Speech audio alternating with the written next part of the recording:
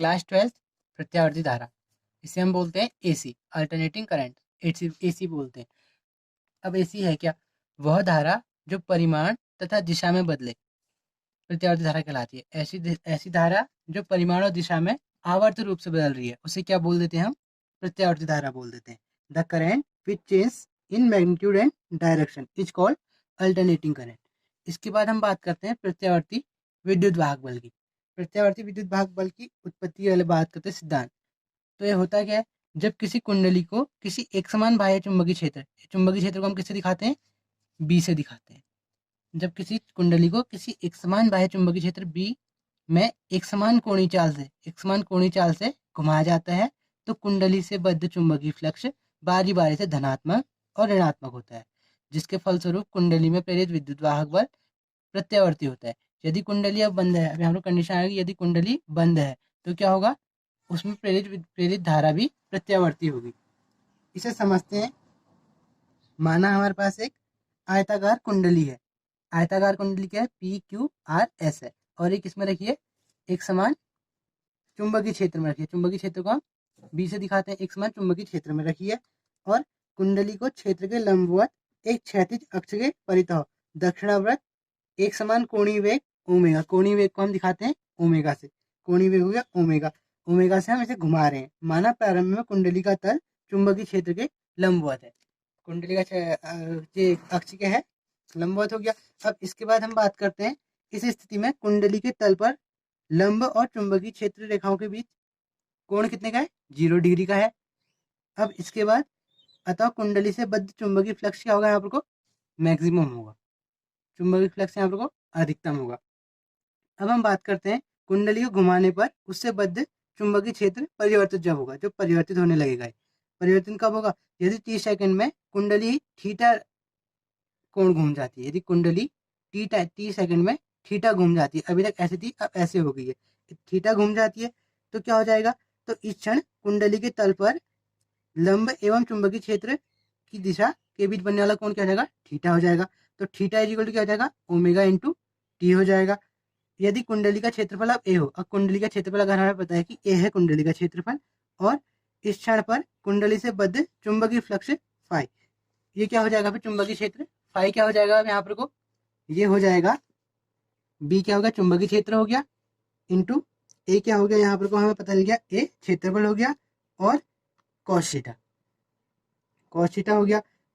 तो अब इसके बाद बात करते हैं हम, ये तो जब थीटा था इसके हिसाब से हो गया। अब हम बात करते हैं यदि कुंडली में एन फेरे होंगे। अब जब हमारे पास कुंडली है, अगर उसमें एन फेरे होंगे तो कुंडली में प्रेरित विद्युत वाहक बल, तो विद्युत वाहक बल क्या हो जाएगा? यहाँ पर को ई बराबर क्या दिखा देंगे हम? यहाँ पर को फेरे कितने हैं? यहाँ पर को एन है, N d phi upon d t हो जाएगा। अब इसके बाद क्या हो जाएगा? फाई की वैल्यू हमें पता है, minus of N d by d t. यहाँ क्या हो जाएगा? ये फाई की जगह आ गया, ये आ गया कॉस थीटा। ठीक है। अब ये तो पता है हमें क्या होता है, इसकी वैल्यू पता है ना, d by d t of B A cos omega t. ये क्या हो जाएगा? बी ए भी हम बाहर ले लेंगे इसमें, तो बी ए बाहर ले लेंगे तो क्या आ गया? माइनस एन बी ए आ गया। अंदर क्या आ गया? डी बाई डी टी आ गया। D by d t of cos omega T, theta क्या है? ओमेगा टी हो रहा था ना थीटा, तो ओमेगा टी रख देंगे यहाँ पर। तो कॉस ओमेगा टी क्या हो जाता है? कॉस ओमेगा टी क्या हो जाएगा? यहाँ को देख लेते हैं। कॉस ओमेगा टी किसके हिसाब से? D by d t of cos omega T क्या होता है हमारे पास? ये होता है minus of omega sine omega T के बराबर। ठीक है, minus of omega sine omega T के बराबर। तो अब हमें यहाँ पर से मिल क्या गया? फिर विद्युत दाहक बल ई बराबर क्या मिला हमें? ई बराबर हमें मिलेगा एन बी ए, और यहाँ पर क्या मिल जाएगा? ओमेगा साइन ओमेगा टी मिल गया। ठीक है, इसे हम मान लेते हैं समीकरण 1। अब हम बात करते हैं प्रत्यावर्ती विद्युत वाहक बल का अधिकतम मान। प्रत्यावर्ती विद्युत वाहक बल का अधिकतम मान कब होगा? अब हमें पता है कुंडली में प्रेरित विद्युत वाहक बल टी समय में बदलते रहता है, क्योंकि साइन ओमेगा टी का मान अधिकतम कब होता है? 1 में होता है। साइन ओमेगा टी मैक्स कब होगा? जब यहाँ पर 1 होगा। तो अतः कुंडली में प्रेरित विद्युत वाहक बल, कुंडली में प्रेरित विद्युत वाहक बल अधिकतम कब होगा, क्या होगा अधिकतम मान इसका, ये होगा एन बी ए ओमेगा। एन क्या है इसमें, कुंडली में जो फेरे, ठीक है, एन कुंडली में फेरों की संख्या है। तो इसके बाद हमें क्या मिल जाएगा यहाँ से, इसे हम किससे शो करेंगे, इससे शो करेंगे। तो ये बराबर क्या हो जाएगा, ई नॉट बोल सकते हैं इसे। तो ये क्या हो गया, एन बी ए ओमेगा हो गया।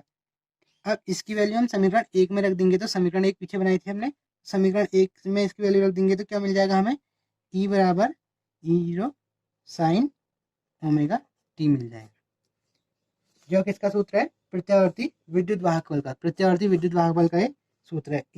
इसे हम समीकरण 2 मान लेते हैं, इसे हमने समीकरण 3 मान लिया।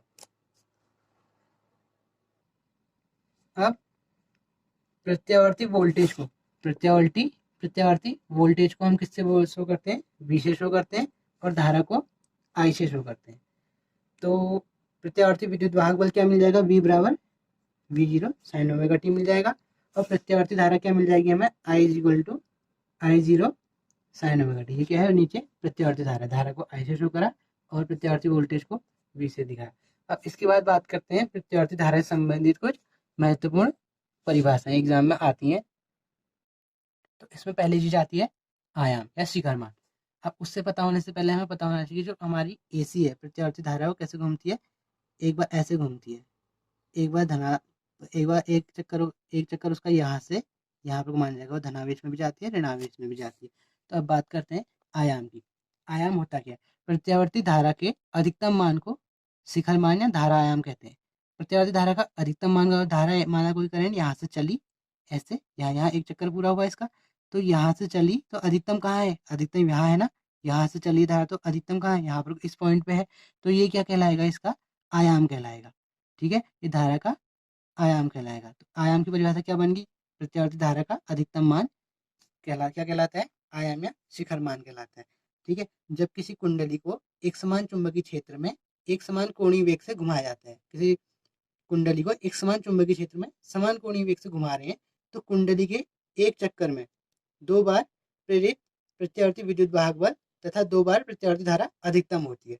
तो प्रत्यावर्ती धारा का अधिकतम मान क्या कहलाएगा, शिखर मान या धारा आयाम कहलाएगा। इसे हम किससे प्रदर्शित करते हैं, इसे हम आई से प्रदर्शित करते हैं। ठीक हो गया। अब इसके बाद दूसरी डेफिनेशन आती है हमारे पास आवर्तकाल। अब बात करते हैं आवर्तकाल क्या होता है, पीरियोडिक टाइम बोलते हैं इसे। इसे हम किससे शो करते हैं, टी से शो करते हैं। तो प्रत्यावर्ती धारा द्वारा एक चक्र पूर्ण करने में लगा समय। प्रत्यावर्ती धारा क्या है, एसी करंट, ये जारी, ये एक चक्र कहाँ पूरा होगा, यहाँ से स्टार्ट हुआ है तो यहाँ पर खत्म होगा, एक ऊपर का एक नीचे का, तो ये यहाँ पर से चली है तो करंट, इसका आवर्तकाल एक चक्र कहाँ हुआ, यहाँ पर को पूरा हुआ। तो ये एक चक्र को पूरा करने में जितना समय लिया, मतलब करंट यहाँ से चली, यहाँ से यहाँ पर को पहुंचने में से जितना टाइम लगा वो क्या कहलाएगा, आवर्तकाल कहलाएगा। तो ये जो पहले यहाँ से चली, यहाँ पर से यहाँ पहुंची, एक चक्र पूरा हुआ, तो एक चक्र पूरा करने में जो समय लगाया पहले उसे क्या बोलते थे हम, प्रथम आवर्तकाल बोल देते हैं।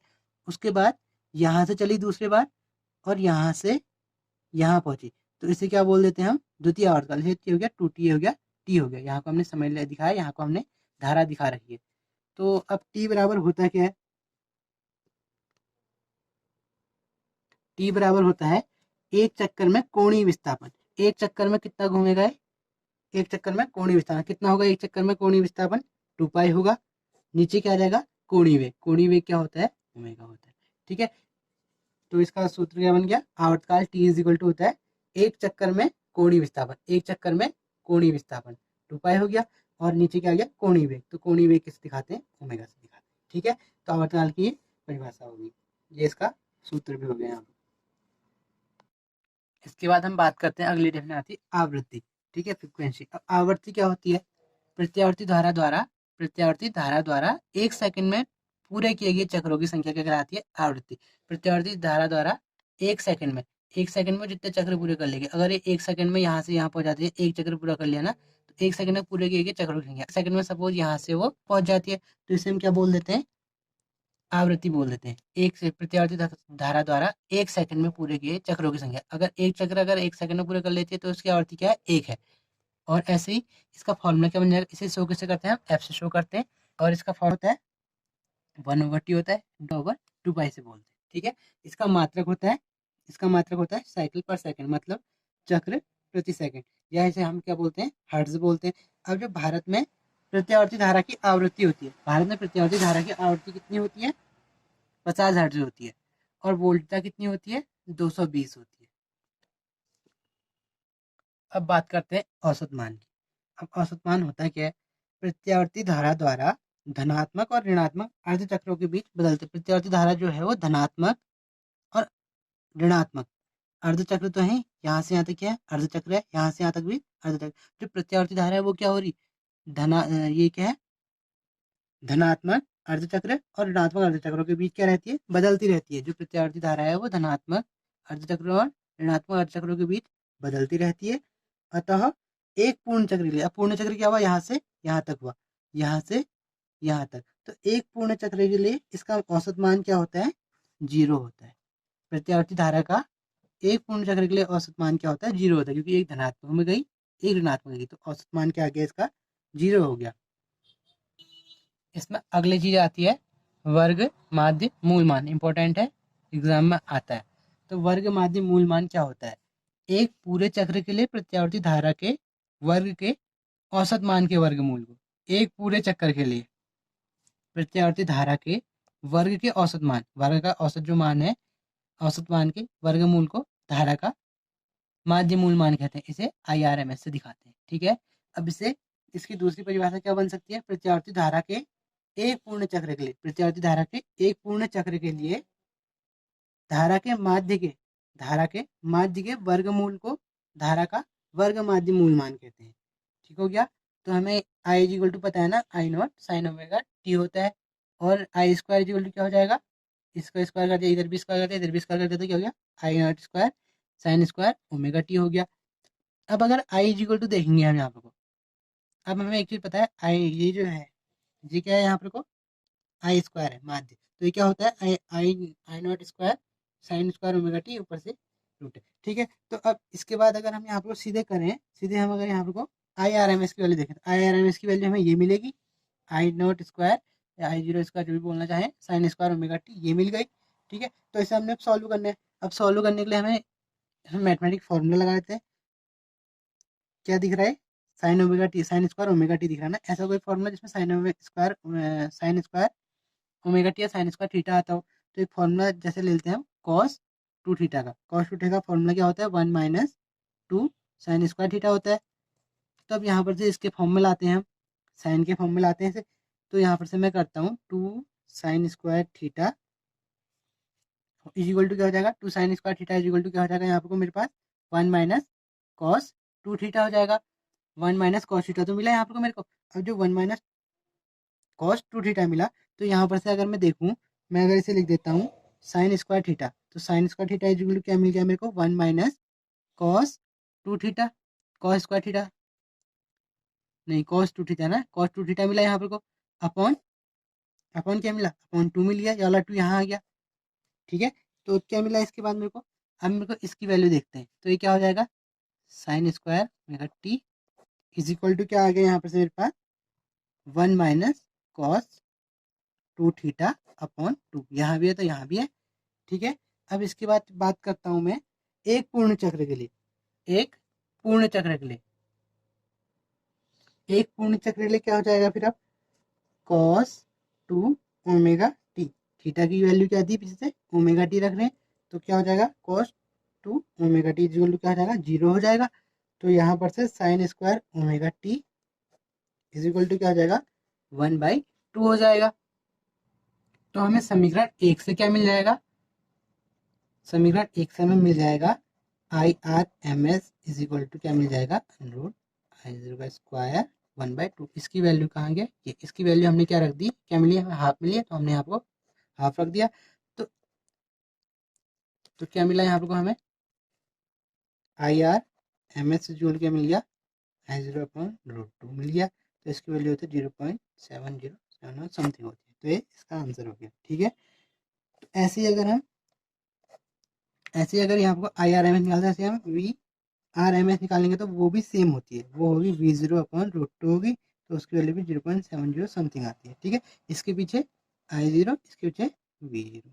ठीक है, अब इसके बाद एक चीज हम लेते हैं, जो प्रत्यावर्ती धारा है और जो दिश धारा है, इनमें खतरनाक कौन सी होती है। अभी हम बात करते हैं डेंजर कौन सी होती है इन दोनों में। ठीक है, तो प्रत्यावर्ती धारा और दिश धारा में खतरनाक प्रत्यावर्ती धारा होती है। अब क्यों होती है ये देखते हैं हम। यदि समान वोल्टता की हम, समान वोल्ट मतलब 220 वोल्ट की एसी ले रहे हैं, 220 वोल्ट की 220 वोल्ट की हम एसी ले रहे हैं, और 220 वोल्ट की हम डीसी ले रहे हैं, तो क्या होगा, एसी से शरीर को अधिक नुकसान होगा। अधिक नुकसान किससे होगा, एसी से होगा हमें। अब क्यों होगा, इसका कारण यह है कि 220 वोल्ट की एसी, 220 वोल्ट की जो एसी है, इसका शिखर मान क्या होगा, इसका शिखर मान होगा 311 वोल्ट, प्लस माइनस दोनों। ठीक है, तो प्लस माइनस में तो जाती है एसी, तो मतलब कि प्लस धन में भी 311 और माइनस में भी 311, 311 वोल्ट के बीच बदलती है एसी। तो ये क्या करेगी, 311 धन और ऋण, तो 311 के बराबर का झटका देगी। परंतु वहीं अगर हम बात करते हैं डीसी, डिस्च धारा की, तो डीसी में क्या होता है, जो डीसी है, अगर 220 वोल्ट की डीसी है, तो उसका वोल्टेज भी कितना होगा, डीसी में 220 वोल्ट ही रहेगा उसका। जिस तरह की वोल्टेज भी 220 वोल्ट ही रहेगी। यही कारण है कि 220 वोल्ट की प्रत्यावर्ती धारा एसी 220 वोल्ट की डिस्च धारा से अधिक खतरनाक है। क्यों पता चल गया ना, क्योंकि ये क्या है, 220 की वोल्ट की जो एसी करंट है वो कहाँ पहुंच जा रही, 311 वोल्ट में पहुंच जा रही है, और जबकि डीसी कितने में, 220 में। तो अधिक डेंजर कौन सी है, एसी है। इसके बाद हम बात करते हैं प्रतिबाधा तथा प्रतिघात। अब प्रतिबाधा तथा प्रतिघात होता क्या है, तो पहले प्रतिबाधा की डेफिनेशन। यदि किसी प्रत्यावर्ती धारा परिपथ में धारा के प्रभाव में कुल उत्पन्न अवरोध को परिपथ की बाधा कहते हैं। परिपथ की बाधा कैसे कहेंगे हम, किसी प्रत्यावर्ती धारा परिपथ में धारा के प्रभाव में उत्पन्न अवरोध, धारा के जो प्रभाव है उसमें अगर उत्पन्न अवरोध हो रहा है, उसे हम क्या बोल दे रहे हैं, परिपथ की बाधा बोल दे रहे हैं। इसे हम जेड से शो करते हैं। ठीक है, अगर हम दूसरे शब्दों में इसकी डेफिनेशन बोल रहे हैं, दूसरे शब्दों में क्या हो सकती है, किसी प्रत्यावर्ती धारा परिपथ में आरोपित संपूर्ण वोल्टेज तथा परिपथ में बहने वाली धारा का अनुपात। संपूर्ण वोल्टेज भी होगी तथा धारा का अनुपात, किसी भी परिपथ में बहने वाली संपूर्ण धारा ये होगी, और वोल्टेज ये हो गया ना। वोल्टेज और धारा का अनुपात क्या कहलाता है, प्रतिबाधा कहलाता है। इसे हम किससे शो करते हैं, जेड से शो करते हैं। और इसके बाद यहाँ पर कोई इसकी वोल्टेज ये हो गया, वोल्ट पर एम्पियर क्या हो गया, इसका मात्रक हो गया, किसका, प्रतिबाधा का। और साथ ही ओम भी बोलते हैं, ओम भी होता है इसका मात्रक। अब इसके बाद बात करते हैं प्रतिघात की। अब प्रतिघात क्या होता है, यदि किसी किसी प्रत्यावर्ती धारा परिपथ में लगे प्रेरकत्व कैसे दिखाते हैं, एल से, एवं धारिता को सी से शो करते हैं, तथा धारा के प्रभाव में उत्पन्न अवरोध, जो अवरोध है वो क्या कहलाता है, प्रतिरोध कहलाता है। वहां किस में थी, वहां क्या था, धारा के प्रभाव में अवरोध था, यहाँ क्या है, धारिता प्रेरकत्व, तो धारा के प्रभाव में उत्पन्न अवरोध क्या कहलाता है, प्रतिघात कहलाता है। किससे शो करते हैं, एक्स शो करते हैं। अब यहाँ पर को होता है, ये बोल सकते हैं यहाँ पर हम, और साथ ही एक्स इज इक्वल टू होता है 1/ओमेगा। ठीक है, इसके बाद हम बात करते हैं चौक कुंडली की। अब चौक कुंडली क्या होती है, अब चौक कुंडली होती क्या है, चौक कुंडली नगण्य प्रतिरोध वो अधिक प्रेरकत्व वाली एक कुंडली है। कैसी कुंडली है, नगण्य प्रतिरोध और अधिक प्रेरकत्व वाली एक कुंडली है, जो प्रत्यावर्ती धारा परिपथ में धारा की प्रबलता को कम करने के लिए प्रयुक्त होती है। ये किस लिए प्रयुक्त होती है, धारा की प्रबलता को कम करने के लिए। इसे क्या कहते हैं, चौक कुंडली कहते हैं। इसकी रचना के बारे में देख समझते हैं थोड़ा इसके बारे में। तो इसमें एक पटलित लोह क्रोड होती है, लोहे की क्रोड है ये है। ठीक है, जिसपे क्या करा है हमने, तांबे के मोटे विद्युत रोधी तारों को आपस में लपेट रखा है, अनेक फेरों में लपेट दिया है। तांबे का तार, क्योंकि तार तांबे का एवं मोटा होता है, इसलिए हमने लपेट दिया है इसमें। ठीक है, अतः कुंडली का ओमी प्रतिरोध आर नगण्य होगा। आर क्या होगा, ओमी प्रतिरोध नगण्य होगा। क्यों होगा, क्योंकि तांबे का तार है और मोटा है। ठीक है, तो ये ओमी प्रतिरोध आर नगण्य हो गया यहाँ पर से। इससे लौह क्रोड में फेरों की संख्या अधिक होने के कारण प्रेरकत्व ज्यादा। अब लोहे की क्रोड लपेटी है, तो इसमें फेरों की संख्या ज्यादा होगी। अब फेरों की संख्या ज्यादा होगी तो उससे क्या होगा, प्रेरकत्व बहुत ज्यादा होगा। प्रेरकत्व किससे दिखाते हैं, एल से दिखाते हैं, ये अधिक होगा। कुंडली के भीतर होने के कारण प्रेरकत्व तो पहली बात तो ज़्यादा हो गया। कुंडली के भीतर क्रोध को विस्थापित किया जाता है। कुंडली के ये है, कुंडली के भीतर कैसे हमने विस्थापित कर दिया, क्रोध को विस्थापित किया, ठीक है, ताकि उसका प्रेरकत्व बदला, इसका प्रेरकत्व बदल जाए करके हमने इसके अंदर विस्थापित किया।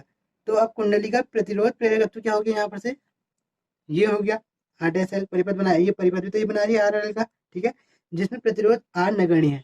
आर क्या है, नगण्य है, अभी बताया था ऊपर आर नगण्य है करके।